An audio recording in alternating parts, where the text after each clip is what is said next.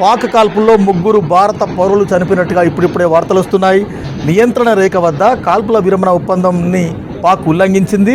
విచక్షణ రహితంగా కాల్పులు జరిపింది పాకిస్తాన్ ఆర్మీ. ఈ కాల్పుల్లో 3 భారత పౌరులు చనిపోయినట్టుగా ఇప్పుడిప్పుడే వార్తలు వస్తున్నాయి. అయితే పహల్గామ్ దాడికి ప్రతీకారం తీసుకుంటామని కేంద్ర హోంశాఖ సహాయ మంత్రి బండి సంజయ్ కొద్దిసేపు క్రితం ఎక్స్లో పోస్ట్ చేసిండ్రు. మన దళాలు ఎక్కడ దెబ్బతింటాయో అక్కడే దాడి చేస్తాయి. భారత సైన్యం టార్గెట్ ఖచ్చితంగా ఉంటుంది. పాకిస్తాన్ తగిన మూల్యం చెల్లించుకోవాల్సిందే. మేరా భారత్ మహాన్, జై హింద్ అని బండి సంజయ్ ఎక్స్లో పోస్ట్ చేసిండ్రు. ఒక్కసారి చూద్దాం. సరిగ్గా అర్ధరాత్రి 1:44 ప్రారంభమైన ఈ మిసైల్ అటాక్ ఎక్కడ జరిగింది ఒక్కసారి వివరించే ప్రయత్నం చేస్తాను. భారత్ ధ్వంసం చేసిన ఉగ్ర స్థావరాలు మొత్తం 9 ఉగ్ర స్థావరాలను భారత సైన్యం ధ్వంసం చేసింది. అంతర్జాతీయ సరిహద్దుకు 100 కిలోమీటర్ల లోపు ఉన్న స్థావరాలపై భారత్ టార్గెట్ చేసింది. సరిహద్దుకు 100 కిలోమీటర్ల దూరంలో ఉన్న బహవల్పూర్లో ఉన్న జైషే మహమ్మద్ ప్రధాన కార్యాలయం ఒకటి ఉంది. తర్వాత మురికిడే సాంబా ఎదురుగా 30 కిలోమీటర్ల దూరంలో ఉన్న లష్కర్ క్యాంపును టార్గెట్ చేసింది. సరిహద్దు నియంత్రణ రేఖ పూంచ్, అదేవిధంగా రాజౌరికి 35 కిలోమీటర్ల ఉన్న గూల్పూర్ను టార్గెట్ చేసింది భారత సైన్యం. పాక్ ఆక్రమిత జమ్మూ కాశ్మీర్లోని టంగ్దర్ సెక్టార్ లోపల 30 కిలోమీటర్ల పరిధిలో ఉన్న సవాయ్ లష్కర్ క్యాంపును కూడా భారత సైన్యం టార్గెట్ చేసింది.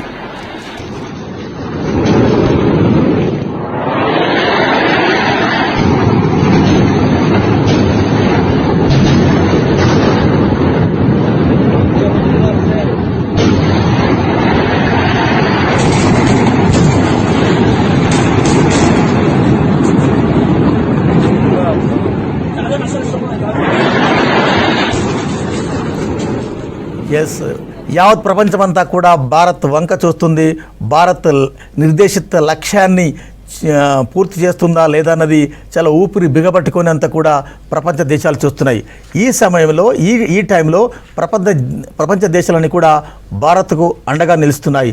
ప్రతి ఒక్క భారతీయుడు మేరా భారత్ మహానాన్ని కూడా ఉదయం కంటి మీద కునుకు లేకుండా ఈ తెల్లవారుజామునే టీవీలకు అత్తుకొని పోయారు.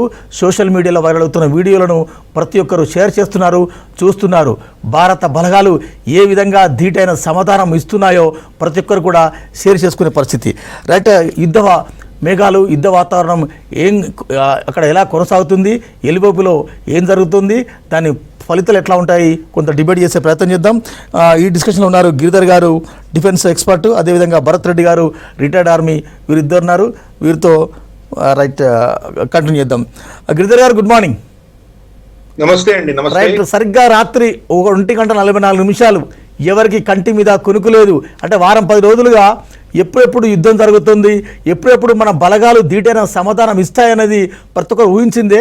ఒక పక్క మాక్ డ్రిల్కి సన్నద్ధమవుతున్న క్రమంలో జరిగిన ఈ దాడి, ఈ చర్యను ఎట్లా చూస్తారు మీరు? భారత ప్రభుత్వం చాలా స్పష్టంగా చెప్పిందండి. ఈ యొక్క దాడి ఏదైతే పహల్గామ్ లో జరిగిందో, ఆ పహల్గామ్ ఘటనకు బాధ్యులు ఎవరో, వాళ్ళను సమర్థిస్తున్నటువంటి శక్తులు ఎవరో, వీళ్ళని మేము శిక్షిస్తాము, న్యాయం చేస్తాం, ఈ 2 పదాలు మనం వాడాం. వాళ్ళని శిక్షించి నష్టపోయిన వాళ్ళకి న్యాయం చేయడం, ఈ 2 పదాలు చాలా కీలకమైనవి. ఎక్కడా కూడాను ప్రతీకారం తీర్చుకుంటామని చెప్పలేదు మనం. 2, పాకిస్తాన్ మేము ఏదో చేస్తాము, పాకిస్తాన్తో యుద్ధం చేస్తామని ఎక్కడా చెప్పలేదు. ప్రధానమంత్రి గారు కానీ, రక్షణ మంత్రి గారు కానీ, విదేశాంగ మంత్రి గారు కానీ, మన NSA గారు కానీ, నేషనల్ సెక్యూరిటీ అడ్వైజర్ దోవల్ గారు కానీ, ఎవరు కూడా ఇంతవరకు ఇచ్చిన స్టేట్మెంట్స్ లో ఏప్రిల్ 22 ఘటన జరిగిన తర్వాత పాకిస్తాన్ పేరు ఎత్తలేదు వాళ్ళు. కానీ మనం చేసిన చర్యలన్నీ కూడా పాకిస్తాన్ కేంద్రంగానే మనం చేసాం. అన్ని కూడా నీళ్లు ఆపేయడం కావచ్చు, లేదా దౌత్యపరమైనటువంటి నిర్ణయాలు కావచ్చు, మనం ఏం చేసాం అన్ని పాకిస్తాన్ ఫోకస్ గానే చేసాం మనం. ఈ రోజు భారత ప్రభుత్వం నుంచి వచ్చినటువంటి అఫీషియల్ గా వాళ్ళు ఇచ్చినటువంటి స్టేట్మెంట్ లో కూడా నాన్ మిలిటరీ టార్గెట్స్ ని, పాకిస్తాన్ సైన్యము వాళ్ళ సైనిక స్థావరాలు, వాళ్ళ ఆస్తులను ముట్టలేదు, మేము ఈ యొక్క ఉగ్రవాదులను మాత్రమే మేము టార్గెట్ చేశాము అని చాలా స్పష్టంగా చెప్పారు వాళ్ళు. ఉగ్రవాదుల యొక్క స్థావరాలు, వాటిని టార్గెట్ చేశాం. దాంట్లో కూడా బేసిక్ గా 2, జైషే మహమ్మద్ హెడ్ క్వార్టర్స్ బహావల్పూర్ ని ధ్వంసం చేశారు. అలాగే మనకు లాహోర్ అవుట్స్కట్స్ లో ఉన్నటువంటి మురూడ్కి అన్నటువంటి ప్రాంతంలో LET లష్కరే తోయిబా యొక్క హెడ్ క్వార్టర్స్ ని రెండింటిని మనం టార్గెట్ చేశాము. అలాగే సియాల్కోట్ మనకు తర్వాత వాళ్ళ చికెన్ స్నెక్ ఏదైతే పిలుస్తారో ఆ ప్రాంతము, మనకు అఖ్నూర్ దగ్గర ఉన్నటువంటి ప్రాంతం, ఈ యొక్క ప్రాంతాలని పాకిస్తాన్ లో మేము వెళ్ళికొట్టాం. అంటే ఏది భారతదేశం వివాదం లేదు, ఇది పాకిస్తాన్ భూభాగమే అని చెప్తున్నామో ఇంటర్నేషనల్ బార్డర్ దాటి అక్కడ కొట్టొచ్చాం మనం. మిగతాది POJK, దయచేసి మీరు ఈ రోజు మీరు నడిపించేటువంటి ప్రోగ్రామ్స్ ఎక్కడో దాన్ని POK అని పిలవకండి, POJK అని పిలవండి. POK కాదు, కశ్మీర్ మొత్తం మన దగ్గర ఉన్నది. కశ్మీర్ లోయ అంతా కూడా భారత అధీనంలోనే ఉన్నది. కశ్మీరీ భాష మాట్లాడేటువంటి ఒక్క గ్రామం కూడా పాకిస్తాన్ కబ్జాలో లేదు. కానీ కాశ్మీర్ పేరు చెప్పి 80 ఏళ్లుగా వాళ్ళు రాజకీయం చేస్తున్నారు. కాబట్టి జమ్మూ కాశ్మీర్ రాజ్యంలో భాగం వాళ్ళ అధీనంలో ఉంది కాబట్టి దాన్ని POJK అని పిలవండి, లేదా వెస్టర్న్ జమ్మూ అని పిలవండి. ఆ ప్రాంతంలో మనం టార్గెట్ చేశాము. ముజఫరాబాద్, కోట్లీ, భీంబర్, ఇటువంటి ప్రాంతాల్లో మనం దాడులు చేశాము. ఇవన్నీ కూడా ఏంటంటే మనకు భీంబర్ అన్నది, ఆ భీంబర్ అన్న ప్రాంతం నుంచి యాక్చువల్ గా మనకు international border, line of control ఆ ప్రాంతం నుంచి వస్తాయి. అంటే ఇంటర్నేషనల్ బార్డర్ ఎండ్ అవుతుంది, లైన్ ఆఫ్ కంట్రోల్ మొదలవుతుంది. ఆ ప్రాంతంలో దాడి చేశాం మనం. ఇక్కడంతా కూడాను వీళ్ళ స్థావరాలు ఏవైతే ఉన్నాయో దాన్ని దాడి చేశాం. తర్వాత పాకిస్తాన్ సీజ్ ఫైర్ వయలేషన్ చేసి ఏదో ప్రతీకారం తీర్చుకుందామని అక్కడి నుంచి ఫైరింగ్ చేస్తే కనుక వాళ్ళ బంకర్స్ అన్ని కూడా టార్గెట్ చేసి మనం కొట్టగలిగాం మనం. మొత్తం ఈ ప్రాంతం అంతా, LOC ప్రాంతం అంతా కూడా, పూంచ్ అంటే జమ్మూ ప్రాంతంలో ఉన్నటువంటి పూంచ్, రజౌరి, నౌషేరా, అఖ్నూర్ ఈ ప్రాంతంలో కూడా మనం ఏమంటే across the line of control నుంచి మనం కొడుతున్నాము. అలాగే కశ్మీర్ ప్రాంతంలో ఉన్నటువంటి ప్రాంతాలు కూడా మనకు ఊడి, తర్వాత ఇతరత్ర ఉత్తరానికి వెళ్తే కనుక మనకు కోట్లీ, ముజఫరాబాద్ ప్రాంతం, అక్కడ ఉన్నటువంటి లైన్ ఆఫ్ కంట్రోల్ కూడా మన గన్స్ అన్ని కూడా ఓపెన్ చేసాం మనం. కాబట్టి ఓవరాల్ మనం చూస్తే కనుక ఈ రోజు మనం పాకిస్తాన్ సైన్యాన్ని టార్గెట్ చేయట్లేదు, పాకిస్తాన్ ప్రజల్ని టార్గెట్ చేయట్లేదు, పాకిస్తాన్ లో ఉన్నటువంటి భారత వ్యతిరేక శక్తులను టార్గెట్ చేశామని ఈ రోజు చెప్పాం మనం. దానికి ప్రతీకారంగా పాకిస్తాన్ కనుక ఏదైనా చర్యలు చేసి భారతదేశంలో మన ప్రజలను కానీ లేదా మన ఆర్మీ స్థావరాలు, నేవీ, ఎయిర్ ఫోర్స్ వీటి మీద వాళ్ళు ఏమైనా యాక్షన్ తీసుకుంటే తప్పకుండా దీన్ని ఎస్కలేట్ చేసి పాకిస్తాన్ సైనిక స్థావరాల మీద, వాళ్ళ ఆస్తుల మీద కూడా మనం ప్రతిదాడి చేయడానికి సిద్ధంగా ఉన్నాము. అందుకనే ఈ మాక్ డ్రిల్స్ చేస్తున్నాము. ఏదైతే ఈ రోజు మనం ప్రకటించామో దాని దృష్ట్యా ఈ రోజు ఏం దాడు జరగదు అని చెప్పి బహుశా వాళ్ళు కొంత దీన్ని పెద్దగా అప్రమత్తంగా లేనట్టున్నారు. అందుకని అది చూసి సమయం చూసి మనం దాడి చేశాం. రెండో విషయం, మోదీ గారు గతంలో కూడా మనకు ఊడి ఘటన జరిగిన తర్వాత సర్జికల్ స్ట్రైక్స్ కావచ్చు, లేదా మనకు పహల్గామ్ లో జరిగినటువంటి దాడి తర్వాత మనకు బాలాకోట్ ఎయిర్ స్ట్రైక్ కావచ్చు, ఈ రెండు కూడాను ఆ ఘటన జరిగిన తర్వాత మనకు దినాలు అంటాం తెలుగులో, మనం శ్రాద్ధ పీరియడ్ అంటాం కదా, ఆ శ్రాద్ధ పీరియడ్ అయిపోయిన తర్వాత మనం అందరం ఇంకా మార్నింగ్ లో ఉన్నప్పుడు ఆ పీరియడ్ లో మనం ఎటువంటి యాక్షన్ చేయలేదు. కాబట్టి 12, 13 రోజు మనకు 10వ రోజు మనకు ధన్మోదకాలు ఉంటాయి, 11వ రోజు మనకు సపిండీకరణ ఉంటుంది, 12వ రోజు మనకు మాచికం ఉంటుంది, 13వ రోజు శుద్ధి ఉంటుంది. ఇవి మొత్తం 13 దినాలు అయిన తర్వాత కొట్టారు వెళ్ళి. ఈ విషయం నేను చాలా కాలంగా చెప్తున్నాను. ఈ రోజు వస్తుందా, రేపు వస్తుందా అని చాలా మంది అడిగారు. నేను అప్పుడే చెప్పాను, 12 రోజుల దాకా ఏం చేయరు మోదీ గారు, 13వ రోజు తర్వాత చేస్తారన్నారు. అందుకని 14వ రోజు చేశారు. అంటే ఆ నామకరణం కూడా, నామికలించ కూడా ఆపరేషన్ సింధూర్. సింధూర్ అనే వర్డ్ నిజంగా కూడా ప్రతి ఒక్క భారతీయుని ఒక రకంగా అంటే ఎమోషన్, నిజంగా నా దేశం మీద దాడి జరిగింది, నేను ఎందుకు స్పందించకూడదు, పాక్ ఉగ్రముఖాలను ఎందుకు తుదముట్టించకూడదు అంటే ఆపరేషన్ సింధూర్ నామకరణాన్ని మీరు ఎట్లా నరేట్ చేస్తారు? వాళ్ళు పురుషులను మాత్రమే టార్గెట్ చేసి చంపారు. మన స్త్రీల యొక్క సింధూరం అనేది అంటామో వాళ్ళ పొట్టుని చెరిపేశారు వాళ్ళు వచ్చి. కాబట్టి దానికి ప్రతీకారంగానే, దాన్ని కౌంటర్ దాడిగానే ఈ యొక్క చర్య మనం చేశాము అని చెప్పి ఆపరేషన్ సింధూర్ అని పెట్టారు. అంటే మా స్త్రీల యొక్క సింధూరాన్ని మీరు తీస్తే కనుక దాని ఆధారంగానే మీకు శిక్ష వేసే దిశగా మేము ప్రయత్నం చేస్తున్నాము అని వాళ్ళకు ఒక స్ట్రాంగ్ మెసేజ్ ఇవ్వడానికి నేను ఆపరేషన్ సింధూర్ అని పెట్టారు. అంటే మా స్త్రీల సింధూరం నువ్వు తీసావు నువ్వు అనుకుంటున్నావు, కానీ దాని వల్ల ఊర్యం నువ్వు చెల్లించుకోవాల్సి వస్తుంది. అందుకని ఈ ఆపరేషన్ పేరు ఆపరేషన్ సింధూర్ అని పెట్టాము అని మనం చెప్తున్నాం. రైట్, భరత్ గారికి గిరిధర్జీ మళ్ళీ వస్తారు, ఒక్క 2 నిమిషాలు మళ్ళీ వస్తాం దగ్గరికి. భరత్ రెడ్డి గారు గుడ్ మార్నింగ్, రిటైర్డ్ ఆర్మీ వారు ఉన్నారు. 1971 తర్వాత 1971 తర్వాత తొలిసారి పాక్ భూభాగంలో భారత్ అంటే పాక్ భూభాగంలో ఉగ్రమూకలపై భారత్ జరిపిన దాడి ఇది. అంటే మన యుద్ధ బలగాలు, మన ఆర్మీ, మన సైన్యం ఎట్లా ప్రిపేర్ అయింది? ఐ థింక్ ప్రిపరేషన్ మనకు ఆల్రెడీ ఉందండి. మన దేశం ఏ రోజు కూడా పాకిస్తాన్ భూభాగంలోకి చొరబడకుండా వాళ్ళ స్థావరాలపై వాళ్ళ ఏ కేంద్రాలైనా కానీ అలాంటి వాటి మీద మనం దాడి చేసి వాటిని నాశనం చేయడానికి మనం ఇప్పుడు కూడా రెడీగా ఉన్నాము. మన ఎక్విప్మెంట్ కూడా త్రివిధ దళాల పరంగా, నౌకా దళాల పరంగా, ఎయిర్ ఫోర్స్ పరంగా, ఇండియన్ ఆర్మీ పరంగా కూడా మనకు ఆ కేపబిలిటీ ఎన్నడూ ఉంది. అది మనం ఇవాళ ఒకటి డెమోన్స్ట్రేషన్ ఇవ్వడం జరిగింది. అండ్ మనం ఇన్ని రోజులు కూడా డిస్కస్ చేసుకున్నాము పాక్ సామర్థ్యాలకి మన సామర్థ్యాలకి వ్యత్యాసం ఏంటి అని.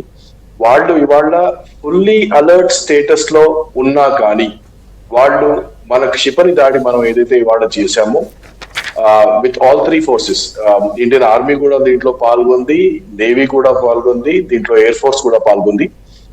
వాళ్ళు దాన్ని ఏమాత్రం ఐడెంటిఫై చేయలేకపోయారు, దాన్ని ఆపలేకపోయారు. సో ఇది మన సామర్థ్యాన్ని చాటుకోవడంలో కూడా చాలా చాలా దోహదపడుతుందండి. రైట్. ఆపరేషన్ సింధూర్ విజయవంతం తర్వాత ఆర్మీ, వైమానిక, నావీ చీఫ్లతో రక్షణ శాఖ మంత్రి రాజ్నాథ్ సింగ్ మాట్లాడిండ్రు. ఆపరేషన్ స్థితి, భవిష్యత్ వ్యూహంపై త్రివిధ దళపతులతో రాజ్నాథ్ సింగ్ చర్చించారు. ఎప్పటికప్పుడు పరిశీలి చేస్తూనే ఉన్నారు. అయితే ఆపరేషన్ సింధూర్తో పాకిస్తాన్ POKలో ఉన్న ఉగ్రవాద స్థావర లక్ష్యంగా ఈ త్రివిధ దళాలు దాడులు చేశాయి. ఆ దాడుల ఆపరేషన్ ఎలా జరిగిందనేది కూడా త్రివిధ దళాలు రక్షణ శాఖ మంత్రికి అప్డేట్ చేసినాయి. భారత్ పాక్ సరిహద్దుల పరిస్థితులను రక్షణ మంత్రిత్వ శాఖ నిశ్చితంగా గమనిస్తుంది. సంబంధిత సంస్థలతో నిరంతరం ఎప్పటికప్పుడు సంప్రదింపులు జరుపుతున్నామని కూడా మంత్రిత్వ శాఖ ఇప్పటికే ప్రకటించింది. రైట్ గిరిధర్జీ, రైట్, ఓవరాల్గా యావత్ దేశమే కాదు ప్రపంచమంతా కూడా ఇండియా వైపు చూస్తుంది, భారత్ వైపు చూస్తుంది. భారత్ అడుగులు ఎటు పడుతున్నాయి, భారత్ నిర్దేశిత లక్ష్యాన్ని చేరుకుంటుందా లేదా, అంటే ఈ ఉగ్రదాడులు అనేది ఎవరు ఎంకరేజ్ చేయరు, ఎవరు యాక్సెప్ట్ చేయరు. అంటే పెద్ద పెద్ద దేశాలు అమెరికా, రష్యా వీళ్ళందరూ కూడా ఇండియాకి సపోర్ట్ చేస్తున్నారు. ఎట్లా చూస్తారు మీరు? ఇందాకే నేను మిమ్మల్ని రిక్వెస్ట్ చేశాను, POJK. Thank you. POJK అని పిలవండి, POK అని పిలవకండి. రెండవ మనకు చూస్తే కనుక మనం అందరినీ కూడా బ్రీఫ్ చేశాము. NSA national security advisor Ajit Doval గారు మార్కో రూబియో గారికి ఫోన్ చేసి చెప్పారు ఈ దాడి అవ్వంగానే. అలాగే మోదీ గారు స్వయాన ఆల్రెడీ వ్లాడిమిర్ పుటిన్ తో మాట్లాడారు, నిన్ననే మాట్లాడారు. కాబట్టి నిన్ననే ఆయనకు చెప్పారు మనం ఏం చేయబోతున్నామో. రష్యా కూడా తెలుసు. అలాగే ఈరోజు పొద్దున అజిత్ దోవల్ గారు మన సౌదీ అరేబియా, తర్వాత మనం UAE వీళ్ళకి కూడా మనం బ్రీఫింగ్ ఇచ్చాం మనము. కాబట్టి ఈ మనం దౌత్యపరంగా ఏం చేయాలో, ఎవరికి చెప్పాలో, ఏం చెప్పాలో అవన్నీ మనం తప్పకుండా చెప్పాం. మనం నిన్ననే యునైటెడ్ నేషన్స్ సెక్యూరిటీ కౌన్సిల్లో మనకు వ్యతిరేకంగా తీర్మానం తీసుకొచ్చేటువంటి ప్రయత్నం పాకిస్తాన్ చేసింది. పాకిస్తాన్ ఈ రోజు నాన్ పర్మనెంట్ మెంబర్ గా యునైటెడ్ నేషన్స్ సెక్యూరిటీ కౌన్సిల్లో ఉన్నది. ఈ రోజు 5 పర్మనెంట్ మెంబర్స్ ఉంటారు, 10 మంది నాన్ పర్మనెంట్ మెంబర్స్ ఉంటారు. ఈ 10 మంది నాన్ పర్మనెంట్ మెంబర్స్ 2 సంవత్సరాల కోసం ఉంటారు. ఆ 2 సంవత్సరాల కోసం ఉన్నటువంటి ఈ నాన్ పర్మనెంట్ మెంబర్స్ లో పాకిస్తాన్ కూడా ఉంది. కాబట్టి పాకిస్తాన్ ఒత్తిడి మేరకు అక్కడ అంతర్గతంగా వాళ్ళు ఒక విధమైన డిస్కషన్, చర్చ చేశారు. వాళ్ళు ఆ చర్చలో వాళ్ళకు తెలిసిన విషయం, అక్కడ చర్చలో వాళ్ళు భారతదేశం మాకు ఎటువంటి మా మీద ఆరోపణలు చేస్తున్నారు కానీ మాకు ఎటువంటి ఎవిడెన్స్ ఇవ్వకుండా మా మీద చర్యలు చేస్తున్నారు, ఇది తప్పు, ఇది కనుక జరిగితే న్యూక్లియర్ యుద్ధం వస్తుంది, ఇటువంటి బెదిరింపులన్నీ కూడాను వాళ్ళు యునైటెడ్ నేషన్స్ సెక్యూరిటీ కౌన్సిల్ చేసే ప్రయత్నం చేశారు. దాన్ని మనం ఎఫెక్టివ్ గా తిప్పికొట్టాం. అంటే మనం లేము కానీ మన మిత్రులు ఎవరైతే ఉన్నారో అక్కడ ఉన్నటువంటి దేశాలు చాలా మంది దీంట్లో LET హస్తం ఉంది అని మాకు స్ట్రాంగ్ గా మాకు తెలుస్తోంది. దీని గురించి మీరేమంటారు? భారతదేశానికి న్యూక్లియర్ థ్రెట్స్ ఏమి రాలేదు కదా, మీ మంత్రులు ఎందుకు న్యూక్లియర్ అటాక్లు చేస్తామని ఎందుకు బెదిరిస్తున్నారు? పైపెచ్చు మీరు అదే సమయంలో అబ్దాలి ఈ మిసైల్స్ టెస్టింగ్ అంతా ఎందుకు చేస్తున్నారు? ప్రొవకేషన్ మీ దగ్గర నుంచి వస్తుంది కదా అని చెప్పి వాళ్ళని మళ్ళీ ఎదురు ప్రశ్నించారు. కాబట్టి దౌత్యపరంగా మనం పాకిస్తాన్ కి ఎక్కడ కూడా మిత్రులు లేకుండా చేశాం. మనం వాళ్ళ సొంత ముస్లిం దేశాల్లోనే అతని సమర్థన కోసం వచ్చేటువంటి ఒక్క దేశం కూడా లేదు. ఈ రోజు పాకిస్తాన్ కి ఎవరు సమర్థిస్తున్నారు అంటే కనుక మనం ఒక్క చేయి మీద లెక్క పెట్టవచ్చు. చైనా, ఆఫ్ కోర్స్ చైనా ఎలాగో వాళ్ళని సమర్థిస్తుంది. రెండవది టర్కీ, మూడవది మలేషియా. ఈ ముగ్గురిని తీసేస్తే వాళ్ళకి సమర్థన ఎవరు వస్తున్నారు? ఖతార్ కూడా సగం సమర్థన ఇస్తుంది వాళ్ళకి. అల్ జజీరా వాళ్ళని సమర్థిస్తూ మాట్లాడుతుంది. కానీ ఖతార్ రాజు భారతదేశం వచ్చినప్పుడు మోదీ గారు స్వయాన వెళ్ళి అతన్ని ఎయిర్పోర్ట్ లో రిసీవ్ చేశారు. కాబట్టి ఖతార్ని కూడా మేము ఎలా న్యూట్రలైజ్ చేయాలో ఆ దిశగా మోదీ గారు ఆయన చేశారు. చిన్న దేశమైనటువంటి ఖతార్ దేశాధినేత వస్తే మోదీ గారు ఎయిర్పోర్ట్ మీద రిసీవ్ ఎందుకు చేశారు అని ప్రశ్నించారు. పెద్ద పెద్ద దేశానికి వచ్చిన వాళ్ళని కూడా మోదీ గారు ఎప్పుడు రిసీవ్ చేయరు. అటువంటిది ఆయన ఎందుకు రిసీవ్ చేసుకున్నారు? ఎందుకంటే ఖతార్ కి పాకిస్తాన్ కి ఉన్నటువంటి సంబంధాన్ని కట్ చేయడానికి మనం చేసాం, అటువంటి పనులన్నీ చేసాం మనం. కాబట్టి దౌత్యపరంగా ఎవరిని కూడాను పాకిస్తాన్ కి సమర్థన రాకుండా మనం చర్యలు తీసుకున్నాం మనం. మనకు రష్యా నుంచి కొంత ఇబ్బంది వచ్చింది మనకు. 3 రోజుల క్రితం జయశంకర్ గారితో మాట్లాడుతూ సర్గే లావ్రోవ్ వాళ్ళ విదేశాంగ మంత్రి యుద్ధాలు చేయకండి, డీఎస్కలేట్ చేయండి అంటూ మనకి ఏదో నీతి వాక్యాలు పండించాడు ఆయన. అది మనం కొంచెం సీరియస్ గా తీసుకున్నాం. మనకు సీరియస్ గా తీసుకున్నామన్న విషయం తెలియంగానే వ్లాడిమిర్ పుటిన్ గారు మోదీ గారు మాట్లాడుకున్నప్పుడు చాలా స్పష్టంగా ఎటువంటి కన్ఫ్యూషన్ లేకుండా మేము భారత పక్షానే నిలబడ్డాము అని వ్లాడిమిర్ పుటిన్ గారు స్వయాన చెప్పారు. కాబట్టి సర్గే లావ్రోవ్ ఇతరత్ర వాళ్ళ ఎస్టాబ్లిష్మెంట్ ఏం ఆలోచిస్తోందో, బహుశా చైనా యొక్క ఒత్తిడి వల్ల చేశారా, వాళ్ళు ఇంకే కారణాల వల్ల చేశారా, భారతదేశాన్ని అమెరికా కూటమిలో వెళ్లకుండా ఆపడానికి వాళ్ళు ఏమైనా చేశారా, ఇవన్నీ చాలా విశ్లేషణ అప్పుడు ఉండింది. కానీ దాన్ని కూడా న్యూట్రలైజ్ చేశాము. వ్లాడిమిర్ పుటిన్ గారు స్వయాన నేను కంప్లీట్ గా భారతదేశం ఏం చేస్తుందో దాని పక్షాన్ని నిలబడుతున్నాము మేము రష్యా అని స్పష్టంగా చెప్పారు. పైపెచ్చు మోదీ గారు ఆయన్ని భారతదేశం రమ్మంటే నేను వస్తాను భారతదేశాన్ని కూడా ఆయన చెప్పారు. కాబట్టి రష్యాను కూడా ఒక విధంగా మనం కొంత ఇబ్బందికరమైన పరిస్థితి వస్తుందేమని భయపడ్డా దాన్ని న్యూట్రలైజ్ చేసుకోగలిగాం. దౌత్యపరంగా ఈ రోజు భారతదేశానికి వ్యతిరేకంగా ఎవరూ లేరు. సరే, 2 న్యూక్లియర్ దేశాలు ఇద్దరు యుద్ధం చేస్తే కనుక ఇది న్యూక్లియర్ యుద్ధంగా పరిణామం చెందుతుందేమో అన్న భయం అందరికీ ఉన్నది. కాబట్టి దీన్ని ఎక్కువ దూరం తీసుకువెళ్ళకండి అన్న దిశగానే అందరూ మాట్లాడుతున్నారు. ఈవెన్ డొనాల్డ్ ట్రంప్ ని ఈరోజు పొద్దున అడిగితే కనుక ఇట్స్ అ షేమ్, అంటే ఇది జరిగింది, జరగకుండా ఉండవలసింది కానీ జరిగింది, కానీ ఇది ఇంకా పెద్ద ఎత్తున వెళ్లకుండా తొందరగా అయిపోతే బాగుంటుంది అన్న దిశగానే చెప్పారు. అంటే చెయ్యొద్దు అని చెప్పలేదు ఆయన కూడా, కానీ తొందరగా ఆపేసే ప్రయత్నం చేసేటువంటి స్థితి ఉండాలి. కాబట్టి ఇది తొందరగా డీఎస్కలేట్ అవ్వాలి అన్న దిశగానే వాళ్ళందరూ మాట్లాడుతున్నారు. అందరికీ భయమే. పిచ్చివాడి చేతిలో రాయి ఇస్తే వాడు ఏం చేస్తాడో మనకు తెలియదు. కాబట్టి పాకిస్తాన్ చేతిలో న్యూక్లియర్ బాంబ్ అన్నటువంటి ఒక రాయి ఉన్నది కాబట్టి వీడు ఎప్పుడు ఎలా ప్రయోగిస్తాడో తెలియదు. కాబట్టి దీన్ని డీఎస్కలేట్ చేయాలని అందరూ భయపడుతున్నారు. కానీ భారతదేశానికి తెలుసు, ఒక వ్యాపారం చేస్తున్నటువంటి తమను తాము ఆల్రెడీ మార్కెట్ లో అమ్మకానికి పెట్టినటువంటి సైన్యం పాకిస్తాన్ సైన్యము. వాళ్ళు ఈరోజు టాయిలెట్ పేపర్ దగ్గర నుంచి తీసుకొని మీకు మొత్తం బర్గర్లు, తర్వాత మీకు సిమెంట్, మీకు తర్వాత కూరియర్ సర్వీసెస్, సెక్యూరిటీ సర్వీసెస్, వాళ్ళు చేయని బిజినెస్ అంటూ లేదు. మొత్తం ఆ దేశంలో ఉన్నటువంటి బిజినెస్ అన్ని వాళ్ళు కబ్జా చేసి కూర్చున్నారు. కాబట్టి వాళ్ళకు సైన్యము, యుద్ధము ఇవన్నీ కూడా ఊరికే ముందర చూపించడానికి ఆ బ్యాడ్జీలు పెట్టుకుంటారు, అంతేగాని వాళ్ళు నిజంగా ఒక వ్యాపారవేత్తలుగా తయారయ్యారు, కరప్ట్ వ్యాపారవేత్తలుగా ఉన్నారు. కాబట్టి అటువంటి సైన్యం మనతో యుద్ధం చేసి గెలిచేటువంటి పరిస్థితి లేదు. కానీ న్యూక్లియర్ బాంబు ఉంది కాబట్టి భారతదేశం ఏం చేయదు అన్నటువంటి ధైర్యంతో ఇంతకాలం బతికారు. దాన్ని మనం ఇంగ్లీష్ లో పదం వాడతాం, మనం కాలింగ్ దేర్ బ్లఫ్ అంటాం మనం. అంటే సరే నీకు అంత శక్తి ఉంటే మా మీద ప్రయోగించు అని వాళ్ళు బెదిరించాం మనం. వాళ్ళకి ఒక ఛాలెంజ్ విసిరాం. ఇది మన ఛాలెంజ్ ఎప్పుడు విసిరాము? మోదీ గారు ఏ రోజైతే ఇండస్ వాటర్ ట్రీటీని పక్కన పెట్టేశారో, దాన్ని రద్దు చేయలేదు కానీ దాన్ని పక్కన పెట్టారో, ఆ రోజు మనం వాళ్ళకి ఛాలెంజ్ చేసినాం మనం. పాకిస్తాన్ కి 4 న్యూక్లియర్ థ్రెషోల్డ్స్ ఉన్నాయి. ఒకటి, సింధు జలాల నీళ్లను ఆపేస్తే మన మీద న్యూక్లియర్ దాడి చేస్తామని చెప్తున్నారు. 2, కరాచీ పోర్ట్ ని మనం బ్లాకేడ్ చేస్తే వాళ్ళ రావాల్సినటువంటి వాణిజ్యము, చమురు ఇవన్నీ ఆగిపోతే కనుక మన మీద న్యూక్లియర్ దాడి చేస్తామంటున్నారు. 3, విపరీతమైనటువంటి వాళ్ళ సైనిక నష్టం జరిగితే, వాళ్ళ సైన్య స్థావరాల మీద మనం దాడి చేసి విపరీతమైన నష్టం మనం కనుక వాళ్ళకి చేయగలిగితే, అటువంటిది ఏమైనా జరిగితే అప్పుడు మన మీద న్యూక్లియర్ దాడి చేస్తామన్నారు. 4, వాళ్ళ న్యూక్లియర్ ఇన్స్టాలేషన్స్ ఏవైతే ఉన్నాయో, న్యూక్లియర్ వెపన్స్ తయారు చేసేటువంటివి, కాహుటా లాంటి ప్రాంతాలు, వాటి మీద మనం దాడి చేస్తే కనుక మన మీద న్యూక్లియర్ అటాక్ చేస్తామని చెప్పారు. 4 రెడ్ లైన్స్ పెట్టారు వాళ్ళు. దాంట్లో ఒక రెడ్ లైన్ ఆల్రెడీ మనం దాటాం మనం. ఈ రోజు నీళ్లు ఆపేసాం వాళ్ళకి. ఎక్కడ వాళ్ళకి కావాలో అక్కడ నీళ్లు ఆపాము, ఎక్కడ వాళ్ళకి వద్దో అక్కడ నీళ్లు వదులుతున్నాం మనం. కాబట్టి నీళ్ళని అస్త్రంగా మనం దాన్ని వాడుకుంటున్నాం ఇప్పుడు. కాబట్టి ఇప్పుడు నిజంగా న్యూక్లియర్ దాడి చేయగలడా వాడు? 2వది, కరాచీ పోర్ట్ ని ఈ రోజు మనం ఆపలేదు కానీ రమారమి వాళ్ళ ఓవర్ ఫ్లైట్స్ ఇవన్నీ కూడా ఆపేసాం మనం. రాబోయే రోజుల్లో ఈవెన్ పాకిస్తాన్ లోకి వెళ్ళవలసినటువంటి ట్యాంకర్స్, వీటి మీద కూడా మనం ఆంక్షలు విధించబోతున్నాం.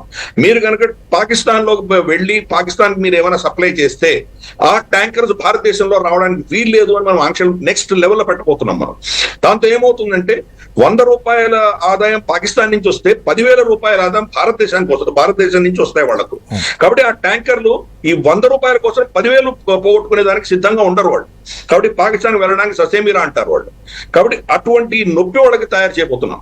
రెండవది, అక్కడ హౌతీస్ ఎవరైతే ఉన్నారో అమెరికన్ ఎయిర్ క్రాఫ్ట్ క్యారియర్ మీద దాడి చేశారు, అవి మీద దాడి చేశారు.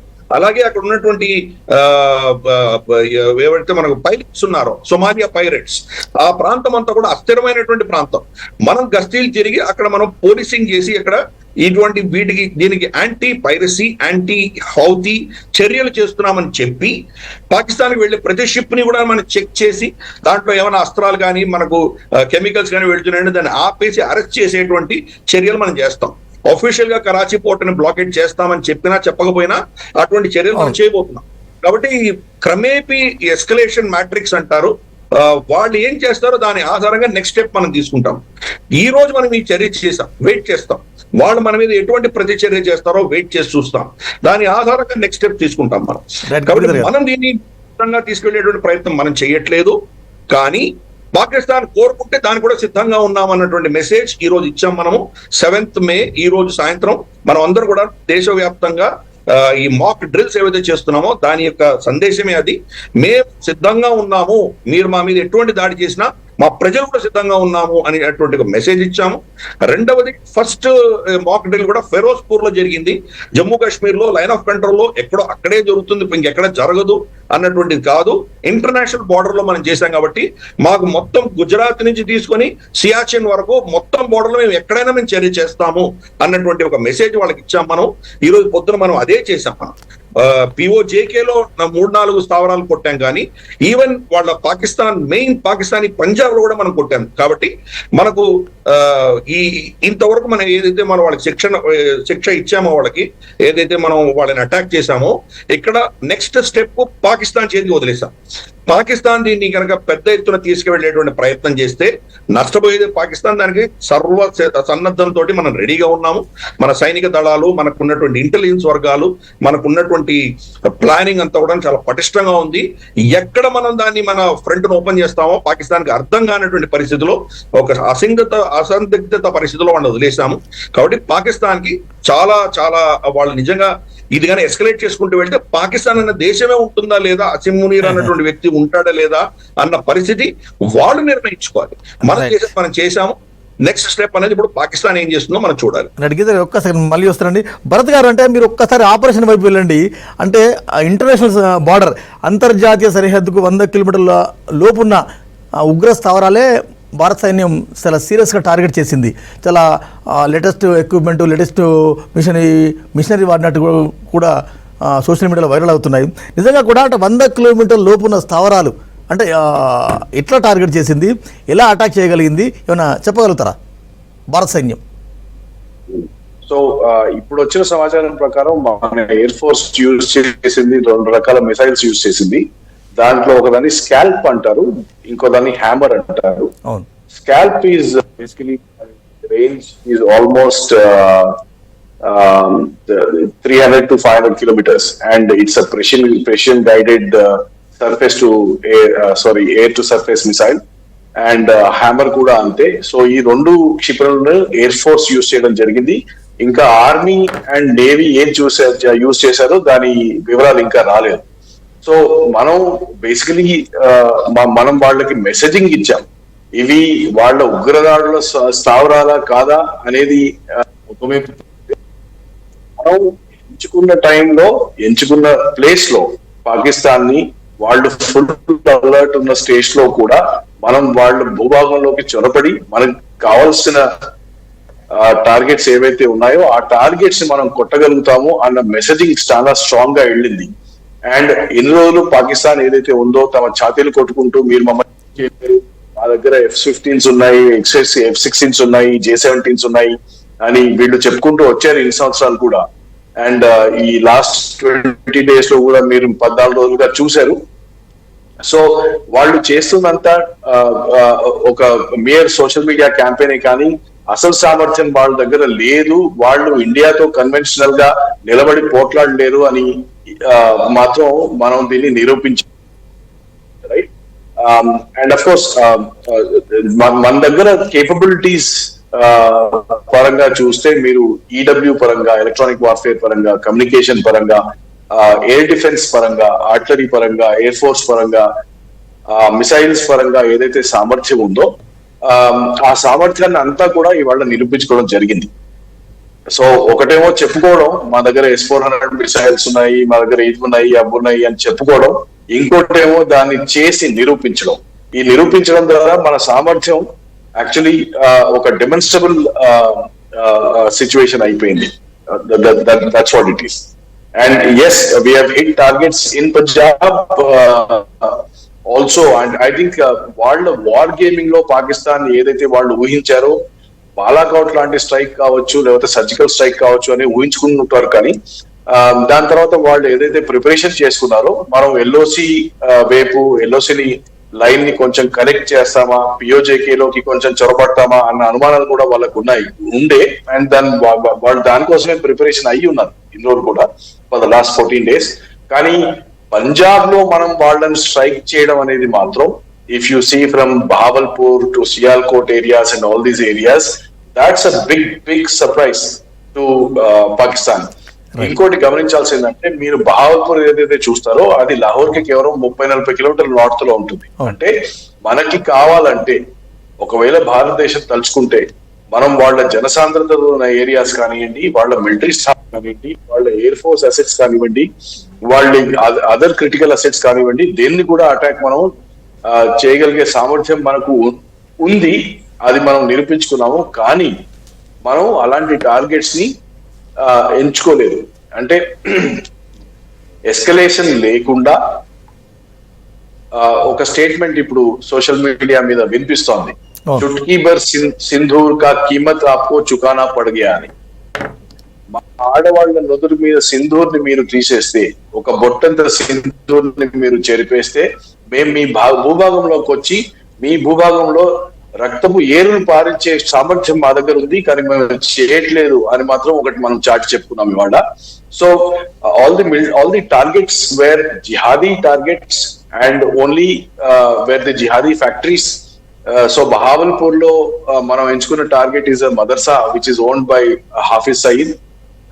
అలాగే మీరు మిగతా చోట్లలో కూడా చూస్తే ప్రాణ నష్టం జరగకుండా, పాకిస్తాన్ గవర్నమెంట్ ఆస్తి నష్టం జరగకుండా, క్రిటికల్ అసెట్స్ తాకకుండా, వాళ్ళ మిలిటరీ అసెట్స్ ని తాకకుండా, మాకు ప్రాబ్లం పాకిస్తాన్ కాదు, పాకిస్తాన్ లో ఉన్న జిహాదీ ఫ్యాక్టరీ మాత్రమే, అందుకోసమే మేము జిహాదీ ఫ్యాక్టరీస్ ని మాత్రమే టార్గెట్ చేసుకొని కొట్టాము అని మనం ఈ రోజు ఒక మెసేజింగ్ పంపించాము. అండ్ ఐ థింక్ అంటే సేమ్ టైం, అంటే ఇందాక మీరు చెప్తున్నట్టుగానే ఇండియన్ ఆర్మీ చాలా జాగ్రత్తగా వివరించింది.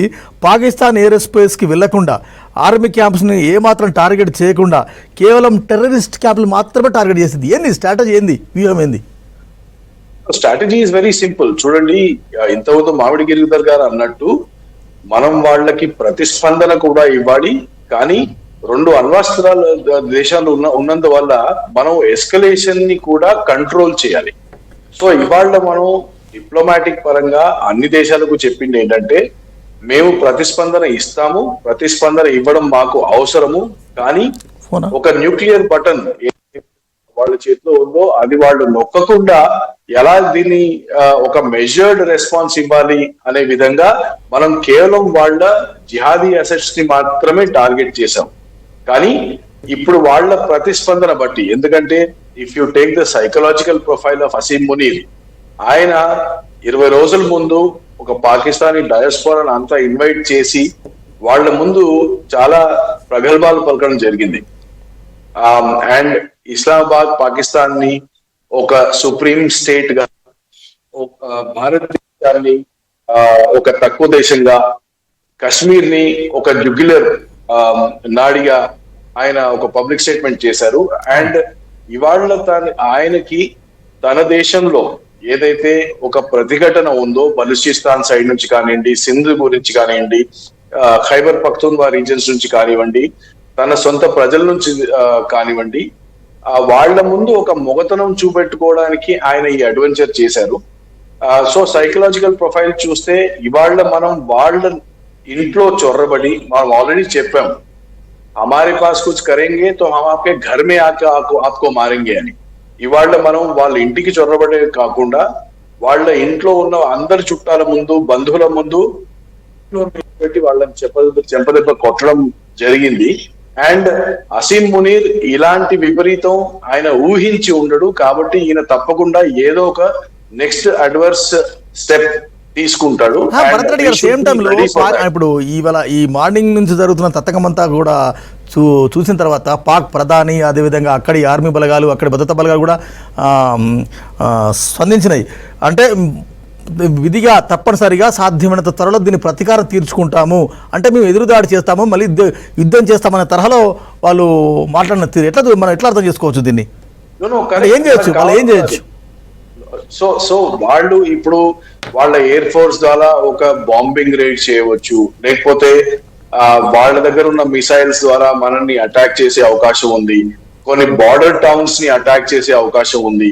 సో వీ డోంట్ నో వాళ్ళ వార్ గేమింగ్ లో వారి ప్రతిస్పందన ఏ లెవెల్లో ఉంటుంది, ఎలాంటి ప్రదేశాల్లో ఉంటుంది అనేది మనం ఇవాళ చెప్పలేము. ఎందుకంటే మనకు ప్లాన్ ఉన్నట్టే వాళ్ళకు కూడా ప్లాన్ ఉంటుంది. కానీ ఒకటి మాత్రం నిజం, వాళ్ళు ఎయిర్ ఫోర్స్ ద్వారా కానీ క్షిపణుల ద్వారా కానీ మన మీద దాడి చేయడం జరిగితే మన దగ్గర air defence capability and early warning capability చాలా గట్టిది. అండ్ మన మిసైల్స్ వాళ్ళని ఎలాగైతే అటాక్ చేసి వాళ్ళ స్థావరాలని సక్సెస్ఫుల్ గా డిస్ట్రాయ్ చేశాయో, ఆ విధంగా పాకిస్తాన్ మిసైల్ అటాక్ జరిగినా కానీ అది సక్సెస్ఫుల్ అయ్యే సంభావన చాలా చాలా తక్కువ. అండ్ ఇంకోటి ఏంటంటే అండి, we have our own escalation matrix. If Pakistan tries to be adventurous at this point in time, ఇప్పుడు వాళ్ళు ఇంకా దురాఘాతానికి ఒడిగట్టి నెక్స్ట్ స్టెప్ తీసుకుంటే మనకు నార్త్ ఏరియాస్ లో మామిడి గిరిధర్ గారు అన్నట్టు పిఓజేకే ఏరియాలో యాక్చువల్లీ చొరబడి కూడా కొన్ని హిస్టారికల్ గా బ్లండర్స్ ఏవైతే జరిగాయో వాటిని కరెక్ట్ చేసుకునే అవకాశం దొరుకుతుంది. So I would like to see this as an opportunity, God given opportunity. భగవంతుడు ఇలాంటి అవకాశాలు చాలా చాలా తక్కువ ఇస్తాడు. అండ్ పాకిస్తాన్ తనను తాను కంట్రోల్ చేసుకోకుండా ఇంకో దురాఘాతానికి ఒడగడితే మాత్రం మనం హిస్టారికల్ గా ఏవైతే బ్లండర్స్ చేసుకోవడానికి మనకు అవకాశం దొరుకుతుంది. Right okay. ఆపరేషన్ సింధూర్పై హర్షం వ్యక్తం చేస్తున్నాయి పహల్గాం బాధిత కుటుంబాలు. పాక్లోని ఉగ్ర స్థావరాల లక్ష్యంగా ఆపరేషన్ సింధూర్ చేపట్టింది భారత సైన్యం. ఆనందంతో తమకు కన్నీళ్లు వస్తున్నాయని బాధిత కుటుంబాలు హర్షాతిరేకాలు వ్యక్తం చేస్తున్నాయి. రెడ్డి కనగండి రమేష్ గారు ఉన్నారు, డిఫెన్స్ ఎక్స్పర్ట్. రమేష్ గారు గుడ్ మార్నింగ్. ఉదయం నుంచి కంటి మీద కునుకు లేకుండా టీవీలో కత్తకపోయి చూస్తున్నాం. ఏం జరుగుతుంది, ఏం జరగబోతుంది? మరి కాసేపట్లో మీడియా బ్రీఫింగ్ కూడా ఉండే అవకాశం ఉంది. ఎట్లా చూస్తారు?